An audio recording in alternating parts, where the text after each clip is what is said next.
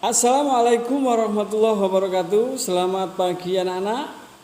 Tetap semangat ya belajar di rumah. Sekarang kita akan belajar tema 8 subtema 1 pembelajaran 5. Mari kita tonton.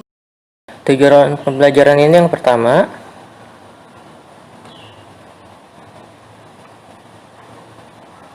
siswa dapat mengetahui letak daerah tempat tinggalnya melalui peta.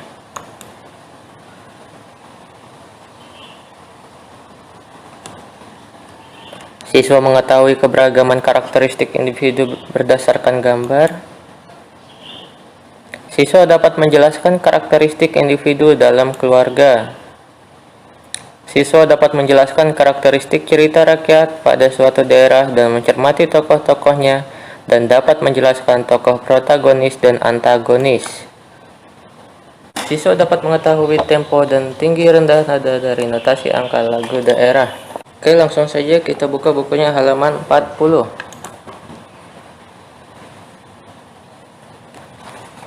Keluarga Made berasal dari Bali. Saat ini Made tinggal di daerah Denpasar. Namun, kakek dan nenek Made menetap di Tabanan. Sedangkan paman Made menetap di Singaraja. Nama paman Made adalah Wayan. Semua keluarga Made masih tinggal di Pulau Bali. Nah, kali ini kita akan membahas kisah tentang si Made. Ya, di sini ada peta daerah Bali.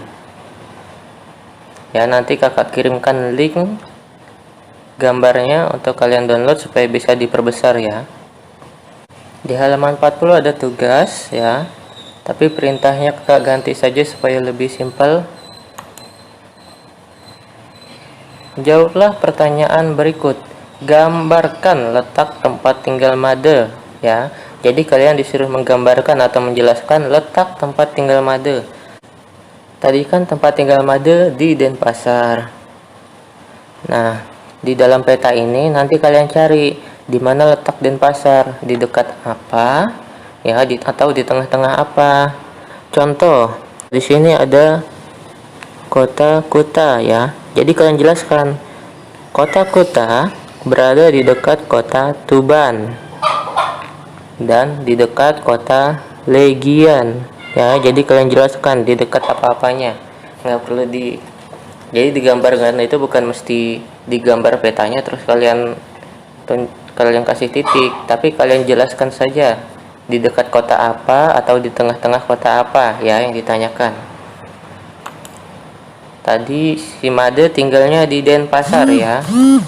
Nomor 2, gambarkan letak tinggal paman Wayan ya. Tadi paman Wayan tinggalnya di Singaraja.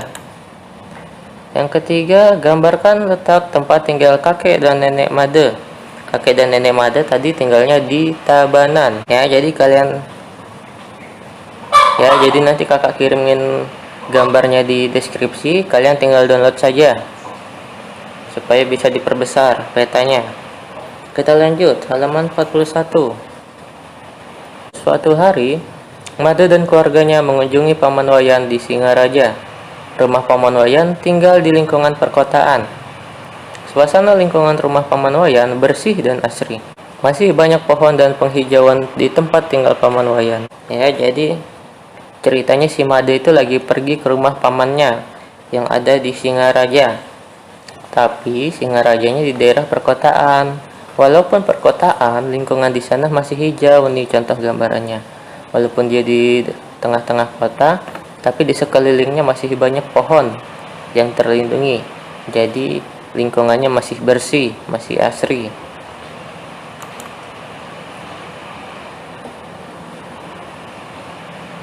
Paman Wayan tinggal bersama istri dan kedua anaknya. Anak paman Wayan bernama Raka dan Anom. Perhatikan kedua gambar berikut. Nah, yang ini keluarganya si Made, yang ini keluarganya pamannya si Made atau paman Wayan. Nah, tugas kalian dari kedua gambar ini, identifikasi keragaman karakteristik individu pada gambar di atas. Sebelumnya kakak udah pernah bilang ya di pembelajaran sebelumnya, keragaman karakteristik tidak hanya dalam sikap, tapi dalam fisik juga. Nah, tugas kalian cari keragaman fisik dari keluarga Made dan keluarganya Paman Wayan ya. Jadi keragaman apa saja yang terdapat dalam keluarga Paman Wayan dan keluarganya Made, kalian tuliskan di buku tulis untuk tugas ini. Pada pembelajaran sebelumnya, kita telah mempelajari tentang keragaman karakteristik individu. Kita telah mempelajari karakteristik individu yang berupa keragaman fisik dan keragaman kegemaran di lingkungan keluarga. Sekarang, yuk kita pelajari keragaman sifat individu. Apa saja sifat individu yang telah kamu ketahui? Nah, kita akan membahasnya di sini, di halaman 42. Coba kalian buka nanti halaman 42.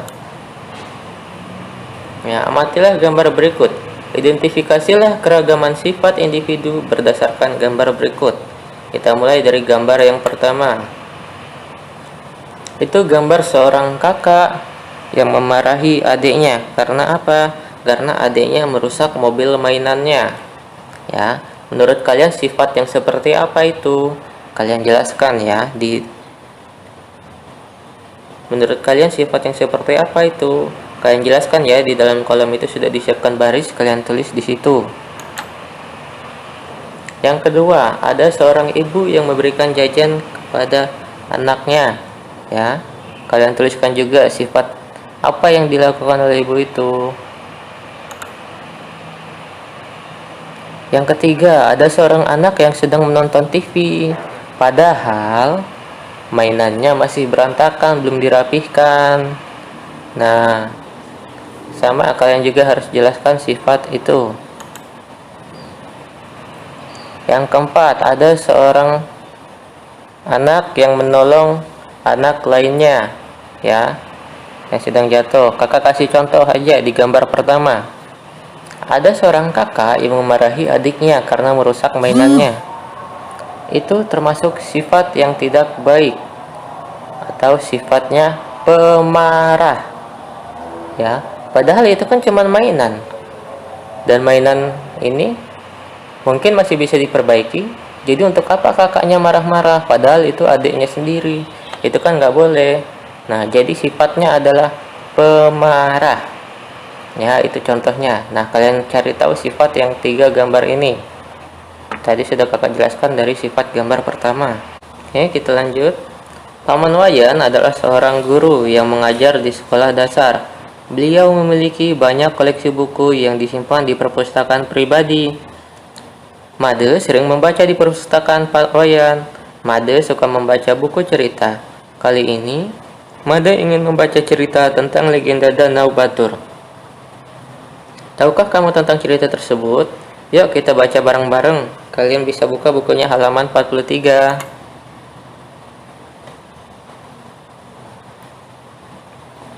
Asal mula danau dan gunung Batur. Di sebuah desa di Bali, ada seorang raksasa berjalan dengan riang. Namanya cukup singkat, Kebo Iwa. Karena dia seorang raksasa, tubuhnya sangat besar. Suaranya lantang. Tak hanya itu, dia juga memiliki kekuatan yang luar biasa. Selamat pagi Pak Kepala Desa. Selamat pagi bapak-bapak dan ibu-ibu. Kebo Iwa memperlihatkan gigi-giginya yang besar. Selamat pagi Kebo Iwa. Wah, kebetulan sekali. Dapatkah engkau membantu kami membuat pura? Ucap kepala desa. Baiklah, tapi seperti biasa, sediakan aku makanan yang banyak dan enak ya, pinta Kebo Iwa. Kepala desa mengangguk tanda setuju. Kebo Iwa, raksasa yang ringan tangan dan baik hati. Dia mau membantu penduduk desa untuk membuat pura, rumah, atau apapun yang dibutuhkan penduduk. Penduduk desa senang. Mereka menganggap Kebo Iwa sebagai teman. Hanya saja Kebo Iwa selalu meminta makanan.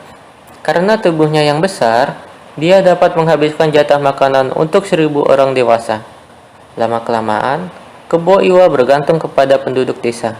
Setiap rasa lapar datang, dia mendatangi penduduk untuk meminta makanan. Musim kemarau melanda, persediaan makanan penduduk semakin tipis.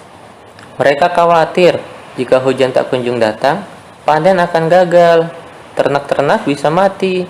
Belum lagi, mereka harus menghadapi kemarahan Kebo Iwa jika tak ada makanan untuknya. Wahahaha, wahahaha. Pak Kepala Desa, aku lapar. Kebo Iwa mengusap perutnya yang keroncongan. Maafkan kami, Kebo Iwa yang baik hati. Kepala Desa menyatukan kedua telapak tangannya di depan dada. Persediaan makanan kami hampir habis. Hujan sama sekali tidak turun, kata Pak Kepala Desa. Aku tak peduli. Kalian sudah berjanji akan selalu menyiapkan makanan untukku, tegas Kebo Iwa dengan mata memerah. Kebo Iwa pun mengamuk. Rumah penduduk rusak dengan sekali pukulan. Tak hanya itu, pura, kandang ternak, dan lumbung tak luput menjadi sasaran tangan Kebo Iwa. Penduduk takut. Mereka berlari ke hutan untuk menghindari amukan Kebo Iwa. Nyam-nyam-nyam di dalam hutan, kepala desa berunding dengan penduduk. Mereka memikirkan cara untuk berbaikan dengan Kebo Iwa agar dia tidak mengamuk ketika kelaparan. Pak Kepala Desa akan berbicara baik-baik kepada Kebo Iwa. Sembari menunggu waktu yang tepat, penduduk desa mengumpulkan makanan yang ada di hutan. Waktu yang ditunggu-tunggu telah tiba. Keadaan sudah aman. Kebo Iwa sudah tidak mengamuk lagi. Pak Kepala Desa berjalan menemui Kebo Iwa yang sedang duduk bersandar pada sebuah batu besar. Kebo Iwa, maafkan kami tak dapat menyediakan makanan untukmu. Kepala Desa duduk di depan Kebo Iwa. Aku sudah memaafkan kalian. Maafkan aku juga telah merusak rumah kalian. Tapi aku tidak suka kalau kalian tak memberiku makan, ucap Kebo Iwa sambil cemberut. Tolong bekerja sama dengan kami. Penduduk desa membutuhkan air agar tanaman dan ternak tidak mati, sehingga kami dapat menyediakan makanan untukmu. Kepala desa berkata dengan hati-hati. Buatkan kami sumur yang sangat dalam. Tolong perbaiki rumah dan pura. Kami akan sediakan makanan setelah tugasmu selesai, ujar kepala desa penuh semangat. Baiklah, Pak Kepala Desa. Aku selalu senang membantu penduduk desa, ucap Kebo Iwa dengan gembira. Penduduk desa dan Kebo Iwa bergotong royong memperbaiki rumah, pura, dan membuat sumur. Penduduk desa mengumpulkan batu kapur untuk melapisi dinding. Kebo Iwa membuat sumur dengan cara menggali tanah. Hari berganti hari, Kebo Iwa berhasil membuat lubang sumur yang dalam. Gundukan tanah di tepi lubang pun semakin tinggi melebihi tumpukan batu kapur di sebelahnya. Kebo Iwa yang kelelahan tidur nyenyak di dalam sumur. Dengkurannya menggema sampai pelosok desa. Tak terasa, air dari lubang sumur telah keluar dan semakin tinggi. Kebo Iwa belum juga bangun. Dengkurannya malah semakin kencang. Batu kapur di samping gundukan tanah bergetar dan jatuh ke lubang sumur karena dengkuran Kebo Iwa.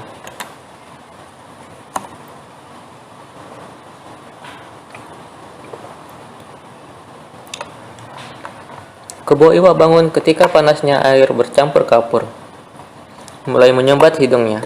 Namun terlambat. Kebo Iwa yang malang tidak berhasil menyelamatkan diri. Penduduk desa kocar-kacir berlari tak arah. Penduduk desa kocar-kacir berlari tak tentu arah ketika air sumur terus mengalir keluar dari lubang. Luapan air sumur membentuk sebuah danau. Danau ini diberi nama Danau Batur. Gundukan tanah yang kemudian mengeras dan membentuk sebuah gunung yang disebut Gunung Batur. Nah, itu tadi tentang asal mula danau dan Gunung Batur, ya. Jadi di sini tokohnya ada Pak Kepala Desa, ada Kebo Iwa, dan ada masyarakat. Nah, jadi di sini ceritanya Kebo Iwa itu sebenarnya seorang raksasa, tapi dia membantu warga dengan mengharapkan makanan, ya. Jadi bukan membantu dengan tulus atau dengan ikhlas. Walaupun raksasanya membantu dengan mengharapkan imbalan, tapi para warga tetap mau mematuhinya atau tetap mau memberi dia makan. setelah membaca cerita di atas atau cerita tersebut, tentu kita bisa menemukan tokoh yang bersifat baik dan buruk. Tokoh yang bersifat baik disebut tokoh protagonis. Tokoh yang bersifat jahat disebut tokoh antagonis. Nah, tahu nggak kalian siapa tokoh protagonis dan tokoh antagonis pada cerita tersebut? Coba kalian cari tahu tokoh protagonis dan tokoh antagonisnya dalam cerita legenda Danau Batur di atas. Nah, dan berikan alasannya. Di halaman 45 udah ada tabelnya, kalian tuliskan di situ. Ya.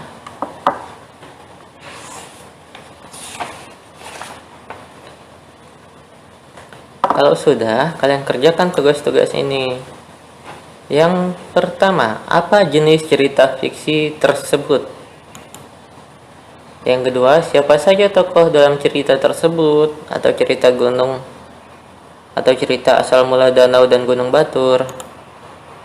Yang ketiga, siapa tokoh utama dan tokoh tambahan dalam cerita tersebut? Yang keempat, siapa tokoh protagonis dalam cerita tersebut? Yang kelima, siapa tokoh antagonis dalam cerita tersebut? Ya, untuk yang sudah mencari tahu tentang tokoh protagonis dan antagonis tadi pasti bisa menjawab nomor 4 dan nomor 5. Kita lanjut halaman 47. Made belajar menyanyikan salah satu lagu daerah Bali. Made mencoba menyanyikan lagu daerah Bali yang berjudul Dewa Ayu.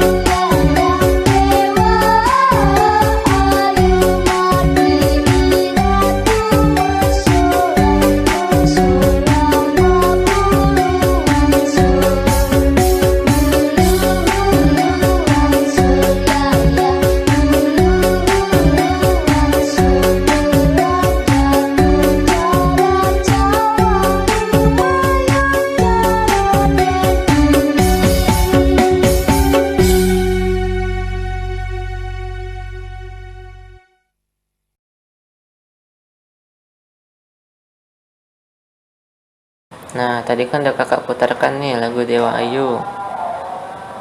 Lagu Dewa Ayu menggunakan tempo sedang, ya. Menggunakan tempo sedang. Nah, di dalam lagu Dewa Ayu ini ada menggunakan nada tinggi dan ada yang menggunakan nada rendah. Ya, itulah intonasi. Intonasi itu perlu diperhatikan.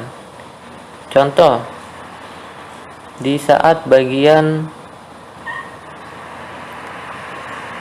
Dewa, nah di situ angka 7 merupakan nada paling tinggi dalam lagu ini. 7-nya nggak ada titik ya. Nah, yang paling rendahnya 7 yang ada titiknya. Di bagian bawah nih ada 7 yang ada titiknya. Itulah nada rendahnya. Ya. Jadi sebenarnya lagu ini menggunakan tempo sedang dan nada sedang. Ya, atau intonasi sedang. Bukan intonasi tinggi. Kenapa bukan intonasi tinggi? Karena dia tidak menggunakan notasi yang ada titik di atas angkanya. Ya, jadi semuanya menggunakan notasi yang tidak menggunakan titik. Dia hanya menggunakan titik di bawah, tapi itu pun hanya 7. Masih termasuk nada sedang ya. Nah, jadi dalam menyanyikan lagu itu penting. Kita harus memperhatikan temponya, kita harus memperhatikan intonasinya. Kalau misalkan lagu ini dinyanyikan dengan cepat, coba kalian praktekkan ya contohnya. Dewa ayu ya ya dewa ayu. Cocok nggak? Pasti nggak cocok. Semua lagu mempunyai ciri khas masing-masing. Kalau misalkan dia nadanya sedang, ya harus sedang. Jangan dibuat lambat atau dibuat cepat. Nanti nggak bakal cocok, nggak enak didengarnya. Oke? Nah, di sini kan lagunya lagu daerah Bali.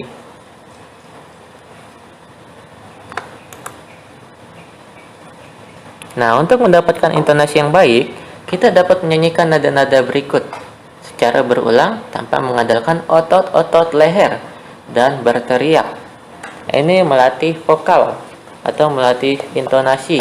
Sebelumnya kita udah pernah bahas ya. Nada yang tersusun secara berurut disebut tangga nada. Yuk kita coba bareng-bareng. Do, re, mi, fa, sol, la, si, do.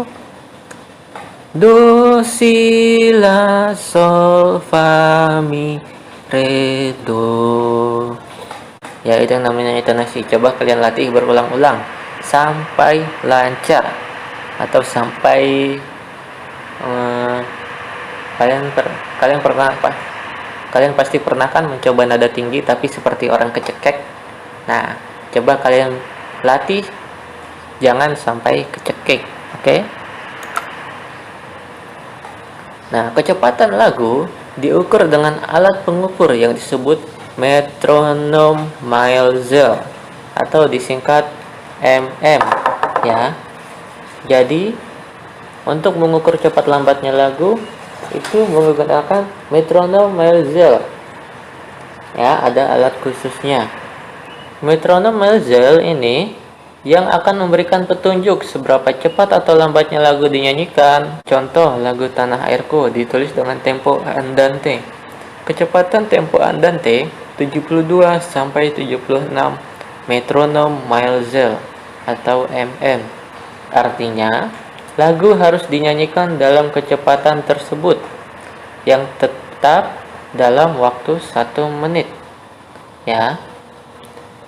72 sampai 76 mm termasuk tempo sedang. Ya. Di sini ada contohnya.